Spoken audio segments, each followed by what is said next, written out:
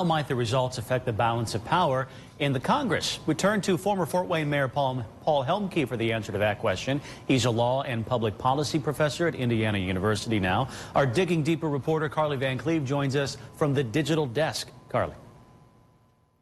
That's right, Brian. I have Paul Helmke here on Zoom right now. He joins us to talk a little bit more about the future of Congress and what the implications of this election means.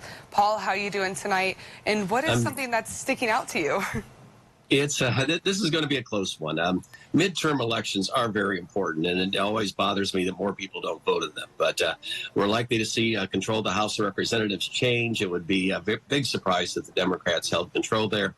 The U.S. Senate, those a toss-up still. Right now, it's a 50-50 Senate. There's at least 4 races that everybody considers to be 50-50. How those go, could determine who controls the Senate. And who controls Congress is important. It means, are we going to spend the next 2 years doing impeachments of President Biden, doing investigations of things in the past, dealing with different issues than we've dealt with? There's a lot at stake here, and we're probably not going to know who's in charge for a few more days, actually. Yeah, and what are some of the races you are paying attention to? What are some of the ones that are at high stakes right now? Well, in terms of the House, one of the interesting ones is actually in Indiana, the 1st district. That's Northwest Indiana, Gary, Hammond, that area. That seat has not been held by a Republican for over 100 years. The incumbent was just elected 2 years ago, Frank Mervan. He's got a strong challenger from the Republican side. If that race goes Republican, that's a sign that the Republicans are going to have a very good day in terms of the House of Representatives. In terms of the Senate races, the Georgia polls have just closed. There you've got Ralph Warnock. He's in a tight race with Herschel Walker. That could easily go to a runoff if nobody gets over 50%. So those early numbers there, if Warnock is not ahead or is not going to a runoff, that means that the Democrats are probably going to lose control of the Senate. Yeah, and what could that mean, I guess, for the future? Well, it's, the party who controls decides what the agenda is. Mitch McConnell is leader of the Senate. It's a lot different than having Chuck Schumer, having Kevin McCarthy as Speaker of the House, the Republican.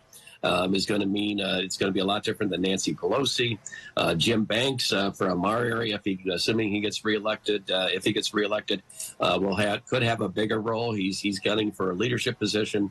But a lot of it is... all of a sudden the tables turn and investigations that the Republicans didn't like are going to turn into investigations and impeachments the Democrats don't like. And my hope is always that somehow they'll learn how to come together, work with the president of the other party, and figure out how to get things done.